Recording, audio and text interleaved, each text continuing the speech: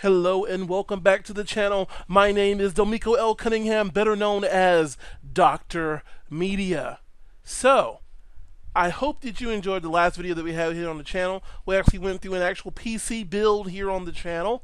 And since most of the things that I do here are really about bringing more information to the community, and I want to thank all the people that have subscribed here to the Dr. Media Phoenix Inceptions channel, because I do this for you all. And I had some really cool things to announce, is that I have actually taken a brand new job with Mitsubishi Electric. So I will be starting with Mitsubishi Electric, and I'm really psyched up about starting with a great group of people and working on a lot of really cool things that you'll see out there in the market. Now, that was the big thing that I really couldn't talk about until all those things were in the bag with Mitsubishi. So I will be starting with Mitsubishi Electric, and I think it's an awesome opportunity, and I look forward to it. So what I wanted to talk about today that has to do with technology and awesome things was the release of Freenas version 11. Now, if you've been following Freenas, so if you've been following my channel, then of course that you have an interest in Freenas videos, because that's usually what I do here on the channel, are videos for Freenas. So if you can look right now, you can see my boot environment. So right now I'm currently logged into Freenas, and you can see my boot environment. Now, you might look at this and you're like, holy crap, what is this? This does not look like Freenas. Well, I'm going to go here, and I'm actually going to log out, and you can see when I log out, it brings up this Freenas. I'm going to go ahead and say go back to Classic UI. So if I go back to Classic UI and then log in, you can see that everything is still there to a degree. Some things have changed, and I'll tell you some of the things that have changed with Freenas. Freenas has hit version 11. I've been using 9.10 for a very, very long time. I didn't really see a huge point in upgrading. I know a lot of people upgraded to Freenas Coral. If you did, I am totally sorry for you if you upgraded to Freenas Coral. Freenas Coral was horrible. You know, I think a day after it was released, the Freenas team took it down. And actually the person that was the spearhead of that project at Freenas, they kind of stepped away, and when they stepped away, Freenas Coral kind of went away. So Freenas Coral no longer, don't install that. If you see for a new version of Freenas, don't install Freenas Coral, it's horrible. Some of the ideas that they wanted to do with Freenas Coral, I can see where they were going. They were adding in Docker support. Right now, people that are doing virtualization, they seem to love Docker. Docker is realistically a virtualization suite for applications. They're kind of like jails. So they kind of are like the jails on BSD, but they use a different kind of format. I have not worked that closely with Docker, so I don't want to misrepresent how Docker works, but I do know the basis of it. It's a container for applications. So you basically can have applications running. Now, for me, that's kind of cool, because you can have an encapsulation of an application by itself. But realistically, with jails, it kind of works kind of the same way. Except the difference is, I think with jails, and like I say, I don't want to misrepresent Docker here, but I believe with jails, realistically, I am making an entire clone of the base level of FreeBSD to make a jail. So if that's the case, then that's probably a disadvantage for jails over the Docker kind of implementation. Now, I know Docker does do a lot of work with AWS services, so you can run those things remotely and basically deploy applications to Docker instances and have all these applications virtualized on a machine. Now, personally, one of the things that I'll be doing here later in the summer, I'm getting a bunch of brand new hardware in, so we're going to be doing more of those hardware builds like you saw earlier, the last video that it was on the channel. So just like those videos, I'm going to be doing a video for two things specifically. One is going to be a pfSense server or a PFSys firewall, and the other one's going to be to build a Proxmox server, because I've got some ideas about what to do with Proxmox. And if you don't know, Proxmox is a virtualization hypervisor that is almost bare metal, and it's based off of Debian. I think now it's Debian Jessie, or it used to be Debian Wheezy, but right now either way, it's based off of Debian. So if you go to Proxmox VE, do a search for that, you can look up the virtualization for that. The cool thing about that is that you can actually virtualize Windows machines and do KVM and do PCIe pass-through, and pass through a real video card to those machines. So anyway, back to what you hopefully came here for, which is talk about Freenas 11. Freenas 11, from what I've seen so far, has been pretty awesome. It was a seamless update. So to update to Freenas 11, only thing I did was here inside of my Freenas, inside of my control panel, I went here to update. So if you're planning on doing this, you can do this. And then right here, you'll see where you are on a train. So it talks about your train, right? So it looks right here, you can see my current train is Freenas 11 stable. So basically I'm on stable, so I will stay on stable, and it'll be on Freenas 11. Now I still do have my Freenas 9.1 stable image on my boot USB, because I use a USB device and that's what it boots off of. So if I wanted to, if something were going screwy, like if something were going cuckoo crazy, I could come here and go to boot, and I could choose 9.1 stable and then reboot the system and go here and be back at 9.1 stable. So I do like the fact that I can actually save myself, as it were. And you can see right now that this is at 40, my USB is at 41% usage, and it's just an 8 gig USB, so it's nothing spectacular. But the thing that I really wanted to look at, and this is true even if you're in the old UI. So if you look at this UI right now, you can see pretty much everything has stayed the exact same. The only thing that they have, not the only thing, Freenas 11 is supposed to run 20% faster than previous versions of Freenas. So kernel running. So the kernel is running at a 20% increase over other versions of Freenas. So one thing that I find very interesting is that you still have jails. That was my biggest concern. Honestly, my biggest concern when I did the update from 9.1 to come into 11 was the fact that it was going to destroy my jails and just jack up the stuff that I've done that I really like of what I've set up.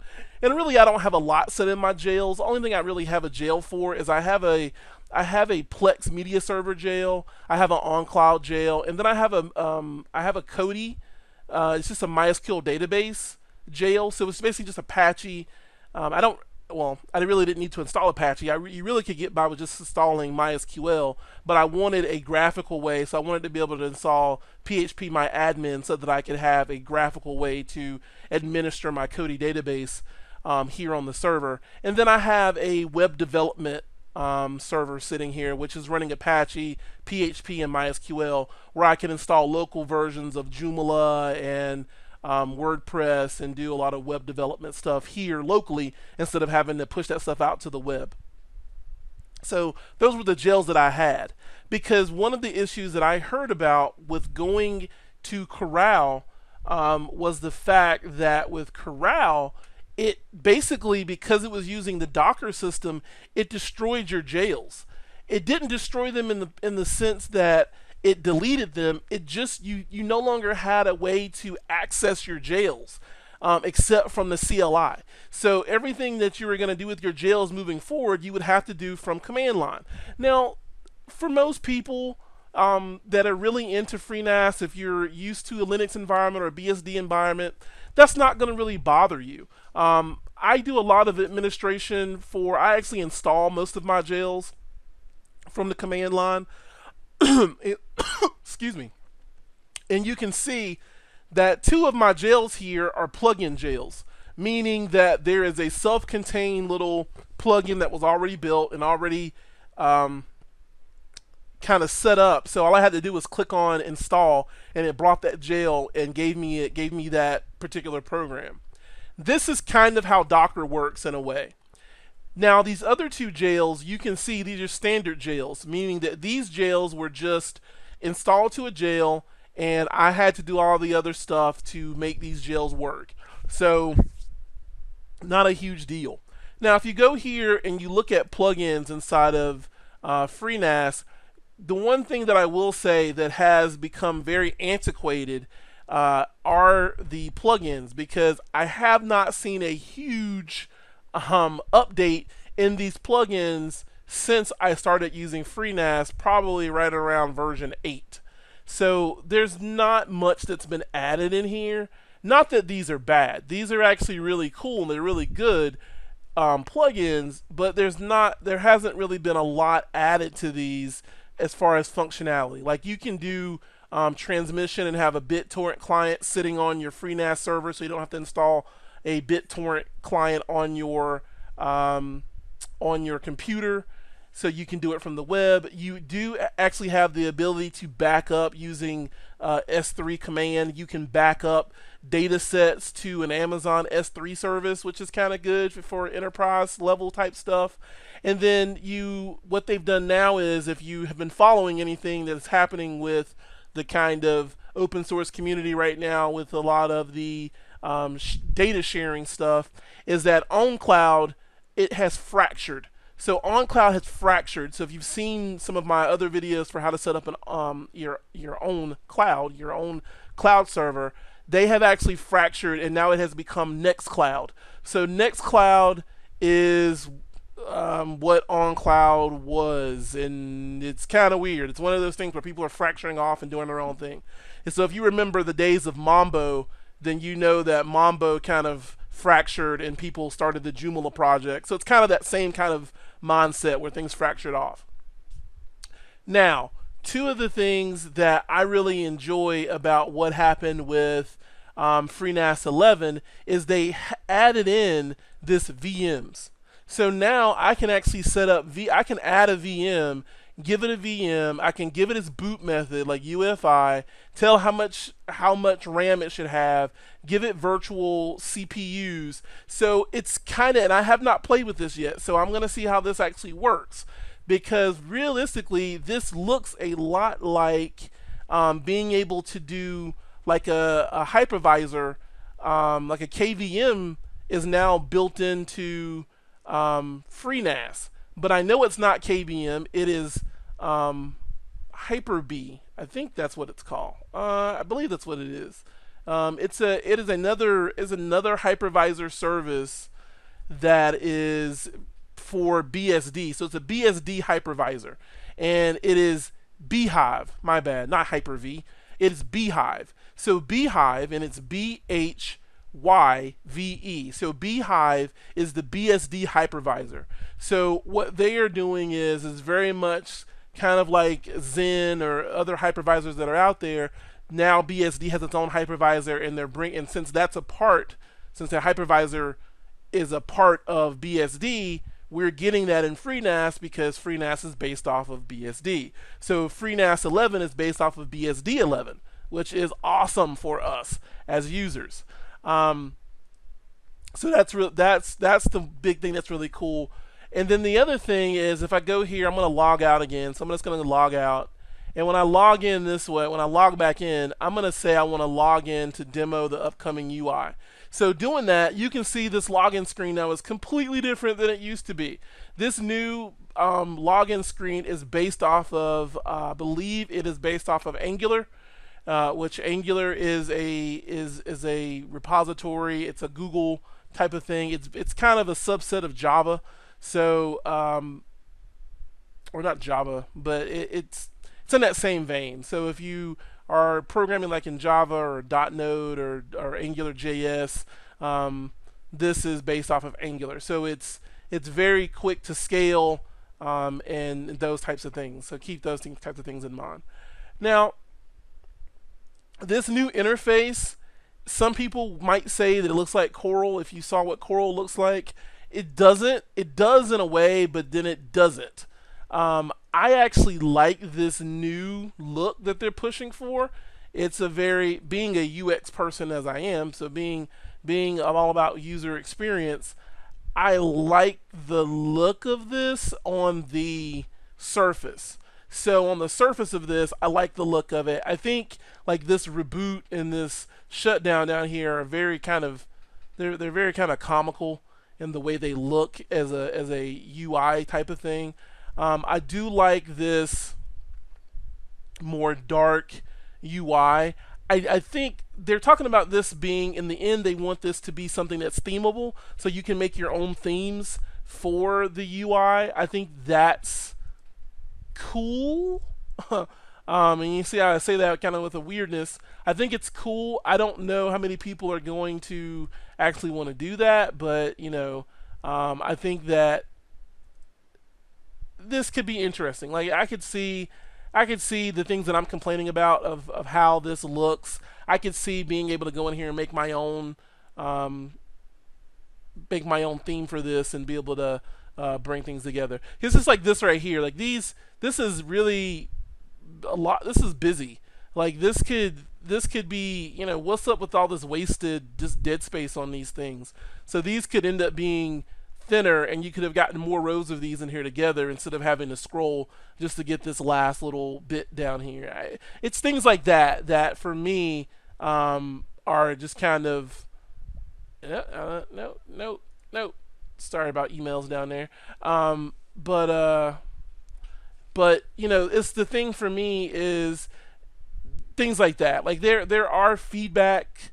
There is visual feedback. I think that there's not enough differentiation in the visual feedback. Like I'm getting a bigger button and I'm getting a color change, but it's so subtle that it'd be hard. Sometimes it'd be hard. It'd be easy rather to miss, what's going on and where you are in the UI and what you're doing within the UI. So those are things that are kind of awkward to me.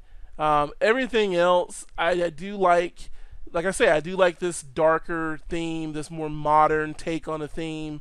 I don't know about these rounded buttons. I think these look very much like GNOME version 2.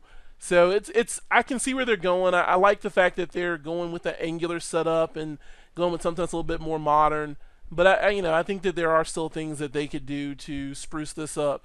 It's like you gave all that padding to the buttons in the services, but then these buttons right here are just jammed up on top of each other. Like there's literally no padding at all on these buttons, and they just sit up against each other, and it has this weird little shadow thing that pops between these things. They look like tickets, like those tickets you get at the for rolling the skee ball, which is really weird. Anyway, being able to do that. So I'm really excited about Freenas 11. I hope you are too.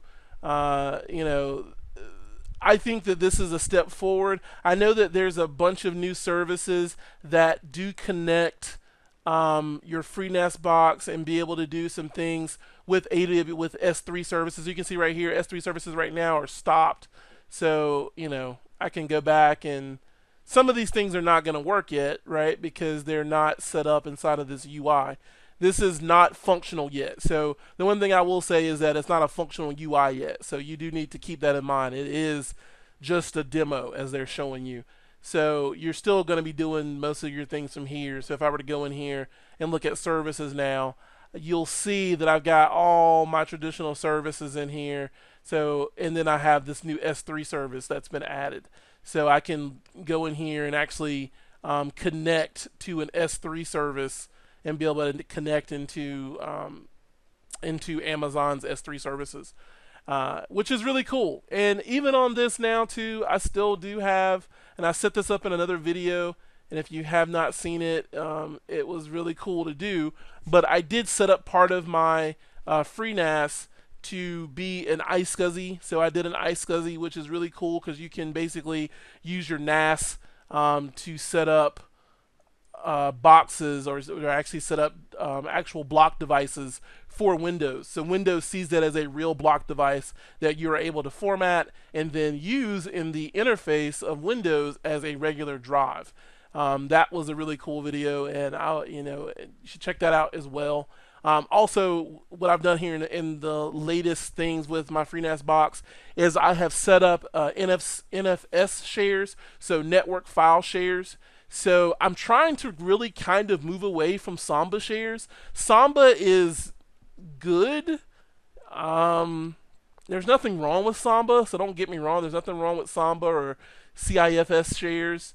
It's just that for my Kodi boxes I was using on my network, sometimes it felt like the Samba shares were a little slow and they would time out. The NFS shares I haven't had a problem with, and then when I'm working with a Windows machine, these shares here work perfectly. So Samba Windows to Windows, which makes sense because Samba was basically made for these to be able to share things with a Windows device. Um, I've found that because, and I don't know, maybe it's because Android is realistically underlying the underlying portions of Android is still Linux. The NFS shares seem to work a little bit snappier with the NFS shares. So hopefully you will go out there and experiment with FreeNAS version 11. I'm not telling you to go and replace. What I would do is I would go here and basically install 11, keep a backup, make sure you go ahead and install 11 on your boot USB, and if you don't like 11, you can always go back down to 9.3 or 9.1. One thing that I will say to make sure you do not do is that if you go in here to your storage, you will see that you've got these volumes in here. You've got all these volumes that are in here, or at least I do. I have all these volumes that are in here. When I click on a volume, you'll notice that at the very bottom I get the detach volume button, I get my scrub volume, and I can even do my volume status, but I have this upgrade volume.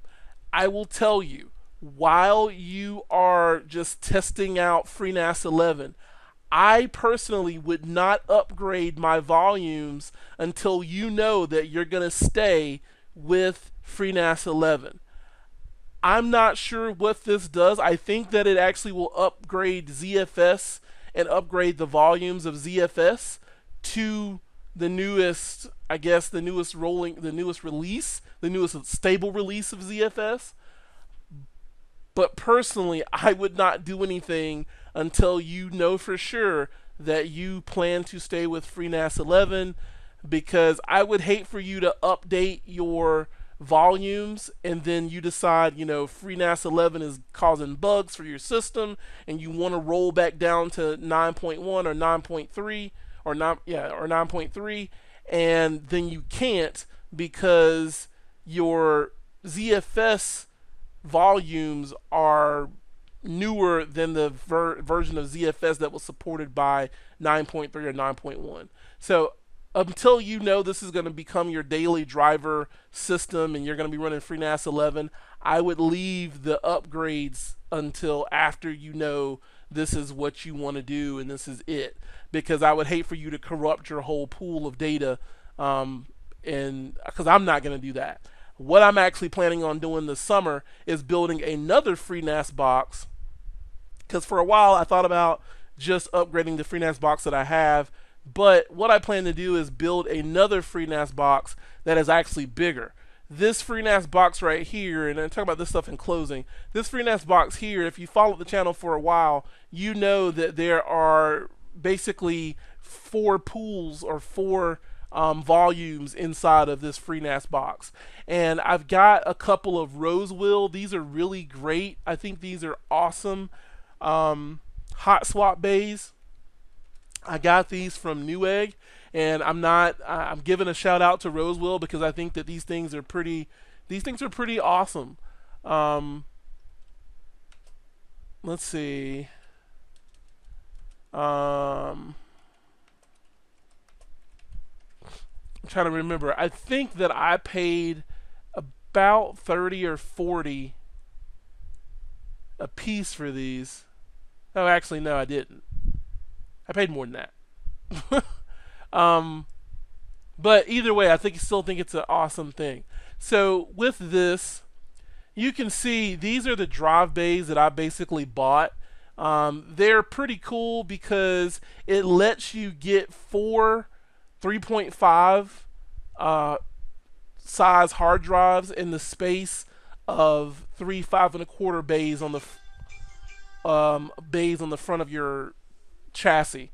So what's really nice is you're getting four drives in the space of three 5 1/4 drives. So on the front of my chassis, I've got basically two of these things, and they're holding 8 drives, right? The nice thing is, kind of the sucky thing is that it's not like it's enterprise grade. So don't think that it's not enterprise grade.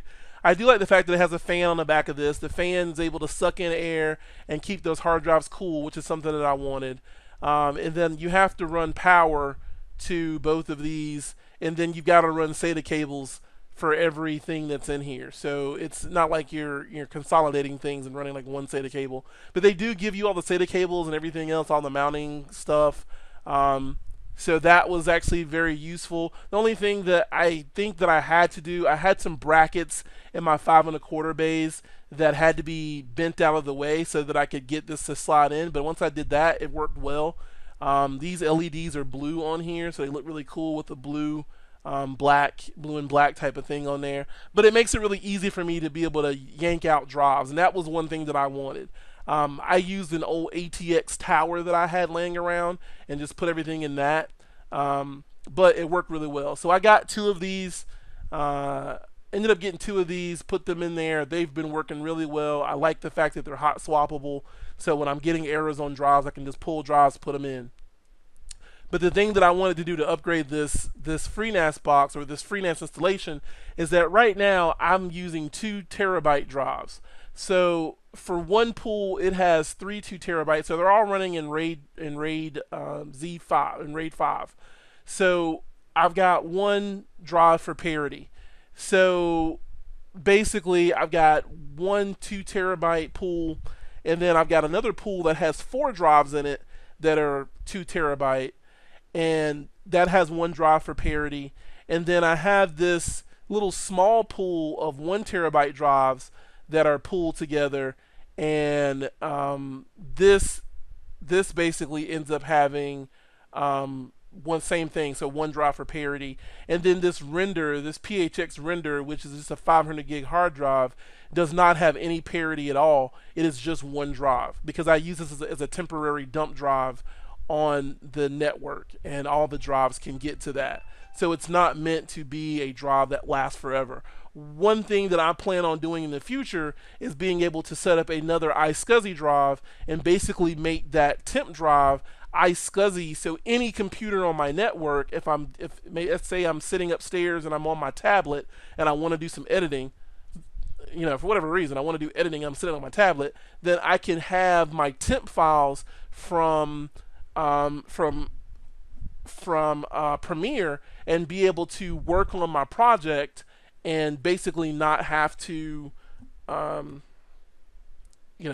be down here in my dungeon sometimes, because sometimes it gets hot down here. We're actually planning on putting air condition. Well, there's air conditioning down here. I don't want you to think that I work in like some kind of medieval torture slave place, but my home office does get kind of warm, and sometimes it's kind of silly to turn on the air condition when it's going to cool off the whole first floor of the house, and I'm in the basement in my 200 square foot little office. So anyway, hopefully you like this kind of overview of Freenas 11. There's not a lot of things that changed. The S3 services, it's faster, 20% faster, and they got VM support now too. And that's really kind of about it. So I don't know how a PCI pass-through would work. I don't know if you can actually put a video card into your Freenas box and then pass that through to a VM. That will be interesting. I want to see if that's the case. That's something I'll be testing out, and I'll be doing it right here on the channel. So if you like videos like this, then you know what to do. Hit that subscribe button, and if you liked it, also hit that like button, and if you didn't like it, hit that dislike button. But either way, leave comments, because those comments, as most of the people in my community know, most of you digital mutants out there, you know that I try to get to your questions and concerns. And if it's something that's warranted, I'll make a video for it, honestly. And if you have things that you want videos made for, maybe there's something that you want to see done, and maybe I have the wherewithal to do it, then I'll make a video for it. A lot of the things that I'm going to be doing currently right now, like I said, I'm going to be doing a lot of stuff with building of machines. So I'm going to have more videos up for build guides. And then also I'm going to be doing a lot more virtualization stuff. I'm about to build a brand new workstation to replace this workstation. Not that it really needs it, I just kind of haven't had a new computer in probably about 7 years. So I want to retire this workstation to do something else. Probably still going to be using it, just going to put it somewhere else. And I'm going to be building a brand new workstation. And for that workstation, I'm going to be using Windows virtualized. So I'm going to be building a workstation probably off of Red Hat, off of SUSE, off of Fedora rather. So using Fedora as my Linux installation. And I'm going to do Windows in a virtualized environment with a pass-through for the video card, because I've got a couple of R9 280s that are sitting around, and I want to use one of those for the Windows side. But that machine's going to be pretty kick butt. It's probably going to be a VR machine.